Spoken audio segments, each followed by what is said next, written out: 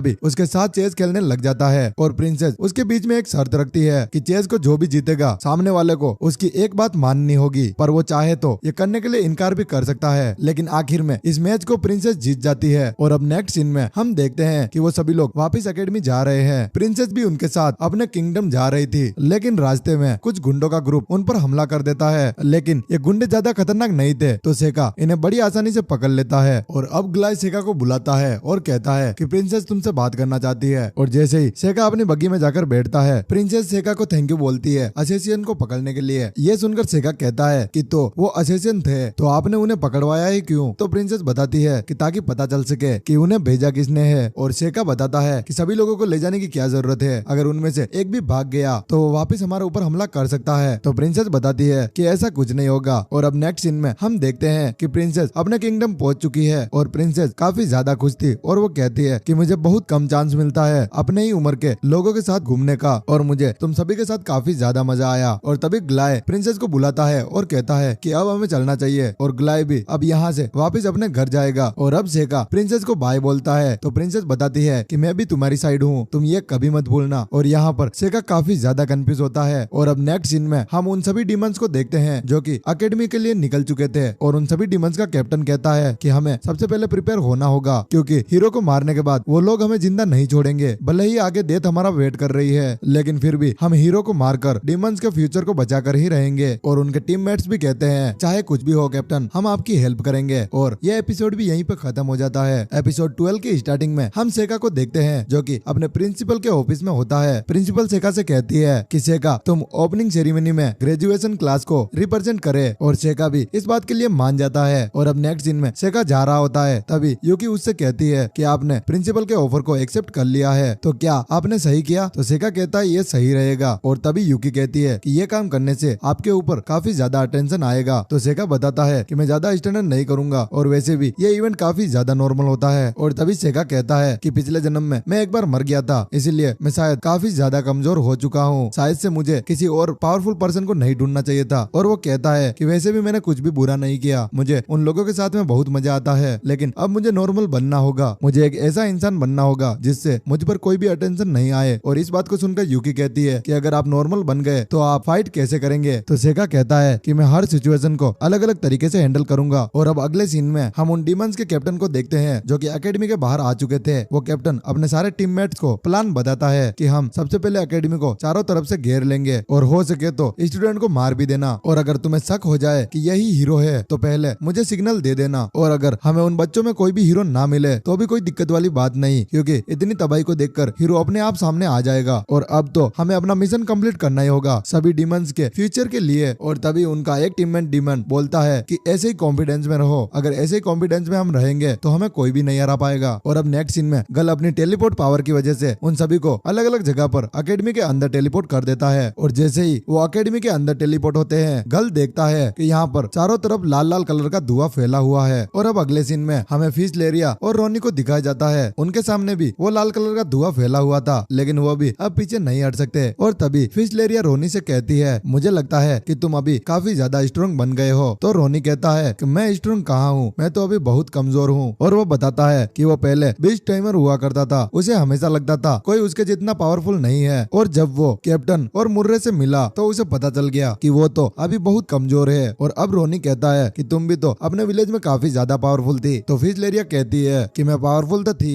लेकिन मेरी पावर सभी लोगों को परेशान कर देती है। मेरी पावर की वजह से मुझे लगातार नींद आती रहती है, लेकिन आज मैं हीरो को मारकर अपने पेरेंट्स को दिखाऊंगी कि मैं यूजलेस नहीं हूँ। और तभी उनके सामने एक बच्चा आता है, और ये देखकर रोनी अपने पेट्स को भेजता है उस बच्चे को मारने के लिए। लेकिन काफी देर बाद उसके पेट्स वापस आते हैं और वो रोनी के हाथ में एक चीज देते हैं, जो कि देखकर वो हैरान हो जाते हैं। और अब नेक्स्ट सीन में हम मुर्रे को देखते हैं जो कि काफी ज्यादा परेशान होता है, क्योंकि उसके पास में अभी तक कोई नहीं आया। तभी अचानक से उस पर कोई चाकू से हमला कर देता है। तभी वो देखता है कि उसके सामने तो मेबल खड़ी है, और वो मेबल को चैलेंज करता है कि तुम मेरे पास में आकर फाइट करो। और मेबल को लगता है कि मुर्रे को तो मर्चेंट एसोसिएशन की तरफ से भेजा गया है, और वो उसके ऊपर हमला कर देती है। और अब काफी देर फाइट करने के बाद मुर्रे को काफी ज्यादा गुस्सा आता है, तो वो अपने हथियार से मेबल के ऊपर हमला करता है। और जैसे ही वहाँ से धुआं हटता है, मुर्रे देखता है कि यहाँ पर तो कोई भी नहीं है, और वहाँ पर शेका का टेलिस्मेंट पड़ा था। और अब थोड़ी देर बाद उन डीमंस डीमंस की गैंग एक जगह पर इकट्ठा हो जाती है और उनका कैप्टन बताता है कि यहाँ पर बिल्कुल अजीब हो रहा है। मैं जब भी किसी को मार रहा हूँ मुझे वहाँ पर यह कागज मिल रहा है। और असल में वो सेगा के टेलिस्मेंट की बात कर रहा था और बाकी के लोग भी बताते हैं कि हमारे साथ में भी बिल्कुल ऐसा ही हो रहा है। और अब कैप्टन को पता चल चुका था कि यहाँ पर कुछ तो गड़बड़ होने वाली है और वो सभी को कहता है कि मुझे लगता है हमारे मिशन कंप्लीट नहीं होगा, हमें यहाँ से भाग जाना चाहिए। और तभी एकदम से वहाँ पर सेका आ जाता है और अब वो एक पोयम गुनगुना रहा था। और अब कैप्टन अपनी आंखों की पावर से सेका को देखने की कोशिश करता है कि आखिर ये कौन है, लेकिन कैप्टन कुछ भी नहीं बता पाता। और तभी सेका उनको बताता है कि तुम जिससे फाइट कर रहे थे वो सारे मेरे शिकिगामी थे। और फिर वो मुर्रे से कहता है कि तुम जिस लड़की से फाइट कर रहे थे वो लड़की असली थी क्या, वो स्ट्रॉन्ग थी? और तभी मुर्रे कहता है कि हाँ वो तो स्ट्रॉन्ग थी, लेकिन मुझे तुम भी स्ट्रॉन्ग लग रहे हो, तो आओ मुझसे फाइट करो। लेकिन सेका उसका सर काट देता है और फिर कहता है कि मुझे नहीं पता था कि तुम इतने कमजोर होगे। और अब ये सब कुछ देखकर फिशलेरिया को काफी ज्यादा गुस्सा आता है और वो सेका के ऊपर अटैक करने ही वाली थी, लेकिन कैप्टन अभी कुछ बोल भी नहीं पा रहा था और वो फिशलेरिया को रोकने की कोशिश करता है। और फिर वो अपनी पावर से सेका को पत्थर का बनाने ही वाली थी, लेकिन सेका कहता है कि इससे तो तुम इंसान को आसानी से हरा सकती हो, लेकिन तुम मुझे नहीं हरा पाओगी। सेका एक व्हाइट स्नेक को बुला लेता है और उस स्नेक को देखकर फिशलेरिया की धड़कन रुक जाती है और वो जमीन पर गिर जाती है। और तभी सेका बताता है कि इस स्नेक का घुरना इतना ज्यादा पावरफुल है कि सामने वाले की सांसें चलने लग जाती है। अब आखिर में रोनी अपने स्नेक को बुला लेता है, लेकिन व्हाइट स्नेक के सामने वो स्नेक भी मर जाता है। लेकिन रोनी उस स्नेक के सामने जाकर उसका ध्यान भटकाने की कोशिश करता है और कहता है कि यही तो मेरी पावर है, लेकिन कैप्टन उसे वहाँ से भागने के लिए कहता है। और तभी वो व्हाइट स्नेक रोनी को खा जाता है। और ये सब कुछ देखते हुए गल अपने कैप्टन से कहता है कि मैं इसका ध्यान भटकाऊंगा, आप यहाँ से भाग जाना। तो कैप्टन कहता है कि नहीं, तुम यहाँ से भाग जाना, कोई तो होना चाहिए जो कि लोगों को बता सके ये लड़का डीमन किंग है। और अब सेका कैप्टन से कहता है कि मुझे पता है कि तुम हीरो को मारने के लिए आए हो, लेकिन तुम हीरो को नहीं मार सकते क्योंकि उसे तो मैं प्रोटेक्ट कर रहा हूँ। और ये सुनकर कैप्टन कहता है कि क्या, इसका मतलब तो वो भविष्यवाणी सच हो गई। वो भविष्यवाणी थी कि सबसे खतरनाक डीमन इंसानों की साइड ले चुका है। और अब थोड़ी देर बाद सेका उन दोनों को मार देता है और दौड़ते हुए मेबल सेका के पास आती है और वो कहती है कि वो डीमन कहाँ गया जो कि मर्चेंट एसोसिएशन से आया था। लेकिन सेका उसे बताता है कि वो तुम्हें मारने के लिए नहीं आया था, वो तो अमू को मारने के लिए आया था। तो मेबल कहती है अगर ऐसी बात है तो हमें उन्हें हराना होगा। लेकिन सेका बताता है कि तुम चिंता मत करो, मैंने उन्हें पहले ही हरा दिया है, लेकिन तुम ये बात किसी को मत बताना, इसे सीक्रेट रखना। और इसी के साथ ये एपिसोड भी यहीं पे खत्म हो जाता है। एपिसोड 13 की स्टार्टिंग में हम अकेडमी के सीन को देखते हैं जहाँ सभी बच्चे खाना खा रहे होते हैं। वहीं सेका भी रेडी हो रहा था क्योंकि आज उसे अपनी एक स्पीच देनी है। लेकिन तभी वहाँ पर अचानक से कुछ नाइट्स आ जाते हैं और वो अमू को लेने के लिए आए थे। और वो अमू को कहते हैं कि तुमने एम्पायर के खिलाफ क्राइम किया है, डीमंस को मारकर, जो कि अकेडमी को देखने के लिए आए थे। और ये सुनकर अमू को बिल्कुल भी समझ नहीं आता, लेकिन वो बिना अमू की बात सुने उसे अरेस्ट कर लेते हैं। लेकिन जैसे ही अमू को वहाँ से ले जाते हैं, साइका अपने फ्रेंड के सामने तो बहुत ही चिल बिहेव कर रहा था, लेकिन अकेले में वो बहुत ही ज्यादा गुस्से में था। और वो अपने शिकिगामी मिसुजी को बुलाता है और उस पर सवार होकर वो एम्पायर के कैसल पर हमला कर देता है। और सेका ने वहाँ पर जितने भी लोग मौजूद थे उन्हें बेरहमी से मार दिया था। और जब वो अमू को लेकर वहाँ से जाता है तो तभी वहाँ पर ग्लाय आ जाता है और ग्लाय के साथ प्रिंसेस भी मौजूद थी। तो सेका उनसे पूछता है कि तुम अमू को क्यों मरवाना चाहते हो, इससे तो डीमंस का ही फायदा होगा। तो प्रिंसेस उसे बताती है कि अब डीमंस भी लड़ाई नहीं चाहते, लेकिन लड़ाई तो होकर रहेगी हीरो की डर की वजह से। और अगर सच में लड़ाई हुई तो हीरो भी हमें नहीं बचा पाएगी, क्योंकि सेका ने उसे स्ट्रॉन्ग बनने ही कहा दिया, वो हर लड़ाई से उसे बचा लेता था। और ये बात सुनकर सेका को बहुत गुस्सा आता है। प्रिंसेस सेका को समझाती है कि वो सही सलामत अमू को वापस ले आएगी, लेकिन सेका प्रिंसेस की बात नहीं मानता। तो प्रिंसेस भी हार मान लेती है और प्रिंसेस उन दोनों को यहाँ से जाने के लिए कहती है। और जाते वक्त सेका को पता चलता है कि प्रिंसेस और ग्लाय ने अमू का यहाँ पर बहुत अच्छे से ख्याल रखा, तो उसे भी बहुत बुरा लगता है और वो अपनी गलती सुधारते हुए जितने भी लोगों को उसने मारा था उन सभी को वो वापस से हील कर देता है, मतलब रिवाइव कर देता है। और ये देखकर प्रिंसेस और अमू को अपनी आंखों पर विश्वास ही नहीं होता। लेकिन अब वो अकेडमी तो नहीं जा सकते, इसीलिए वो अपने एक नए सफर पर निकल जाते हैं, जिसकी बात उन दोनों ने पहले की थी, एक एडवेंचर पर जाने की। और अब वो कई दिनों के सफर के बाद रेकना नाम के शहर में पहुंचते हैं, जहाँ ईफा और मेबल पहले से ही मौजूद थी।